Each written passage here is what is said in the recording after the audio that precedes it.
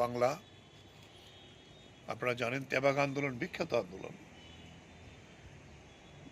মহারাষ্ট্রে ওয়ার্লি বিদ্রোহ সেখানকার উপজাতিদের, কেরালা তখন প্রভিন্স হলো মাদ্রাস প্রভিন্স, সেখানে ভাইলার রবি আন্দোলন।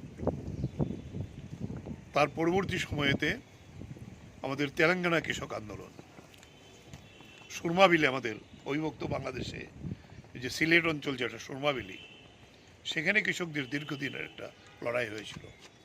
ত্রিপুরায় রাজতন্ত্রের বিরুদ্ধে এবং ব্রিটিশ সাম্রাজ্যবাদের বিরুদ্ধে আমাদের উপজাতি কৃষকদের যে সংগ্রাম, এটাও কৃষক সংগঠন গণমুক্তি পরিষদ। আমাদের এখন কৃষক সংগঠন রাজ্যে প্রায় তিনটেই। আমরা যারা গরিব কৃষক, যারা ক্ষেত মজুরও আছে, কৃষকও আছে, তাদের ক্ষেত মজুর, সারা ভারত কৃষক সভারই আরেকটা শক্তি, সহযোগী শক্তি গণমুক্তি পরিষদে আমরা একসাথে। সংগঠন দুইটা আলাদা হলো, আমাদের লক্ষ্য উদ্দেশ্য কেন্দ্রীয়ভাবে আমরা একভাবে কাজকর্ম করি। তাই ত্রিপুরায় দীর্ঘস্থায়ী লড়াই করার মধ্য দিয়ে কৃষকের অধিকার আদায় করেছিল 1978 সালে বামপন্থী সরকার আসার পরে। মাঝে সরকার যান, কিন্তু আবার আজকে কৃষকদের যে উন্নয়ন হয়েছিল সেটা বামপন্থী সরকারের 25 বছর আগের 10 বছরের সময় দিই। এই 6 বছরে আজকে কৃষকরা দিনমজুরে পরিণত হয়েছে। সেচ নেই, এটা বন্যা হয়ে গেল, কৃষকের কোনো সাহায্য নেই, বিএলডব্লিউ সেন্টারগুলো কোনো কাজ করে না, কৃষকের কোনো ধরনের কোনো প্রোগ্রাম কর্মসূচি সেখানে নেই। তাই সেদিক থেকে সারা ভারত কৃষক সভা, গণমুক্তি পরিষদ এবং ক্ষেতমজুর ইউনিয়ন আমরা গ্রামের মধ্যে কৃষকদের সংগঠিত করছি। আজকের এই কর্মসূচি আমাদের কেন্দ্রীয় কমিটি ডাক দিয়েছেন, গোটা দেশের সব গ্রামে যেখানে কৃষক সভা আছে পতাকা উত্তোলিত হবে। রাজ্যেও এখন পর্যন্ত যে আমি খবর পেয়ে আসলাম, দক্ষিণ ত্রিপুরা, গোমতী জেলা, পশ্চিম জেলা, এতে বিভিন্ন খবরগুলো আমি নিয়ে এসেছি, তাতে প্রায় বেশিরভাগ জায়গাতেই পতাকা, এত সন্ত্রাসের মধ্যেও কমরেডরা পতাকা উত্তোলন করছেন, করে এই প্রতিষ্ঠা দিবসের স্লোগান দিচ্ছেন, এবং গোটা দেশেই এটা পালিত হবে। আর এই কৃষক আন্দোলনে আজকে মোদী সরকারের বিরুদ্ধে মূল সংগ্রামের দায়িত্ব নিয়ে কাজ করছেন।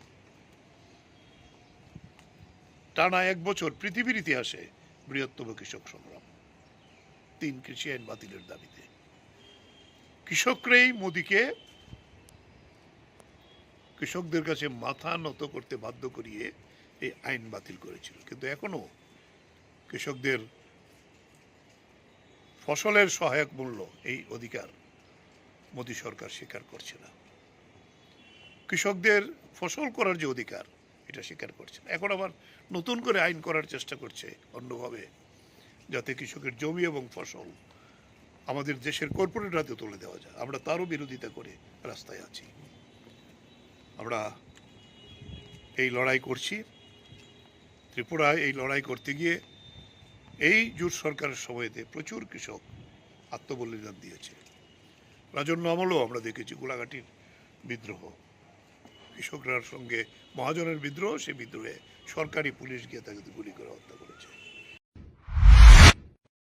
আগামী 21শে এপ্রিল থেকে 3রা মে পর্যন্ত গোপীনাথ জুয়েলার্স নিয়ে এসেছে অক্ষয় তৃতীয়ার মন মাতানো অফার। সোনার গয়নার মজুরিতে 25% ছাড়, হীরের গয়নার মূল্যে 15% ছাড় ও গ্রহরত্নের মূল্যে 10% ছাড়। মেগা ড্রয়ের মাধ্যমে একটি করে এসি, ফ্রিজ ও ওয়াশিং মেশিন জেতার সুবর্ণ সুযোগ। তাছাড়াও থাকছে ডেইলি লাকি ড্রয়ের মাধ্যমে 3টি করে হোম অ্যাপ্লায়েন্সেস জেতার সুযোগ এবং প্রতিটি কেনাকাটায় পাবেন নিশ্চিত উপহার। অফারের দিনগুলোতে আমাদের শোরুম রবিবারেও খোলা থাকবে। গোপীনাথ জুয়েলার্স, শুদ্ধতা ও অনুভূতির যুগলবন্দি। আমাদের ঠিকানা হরিগঙ্গা বসাক রোড, আগরতলা PNBর বিপরীতে।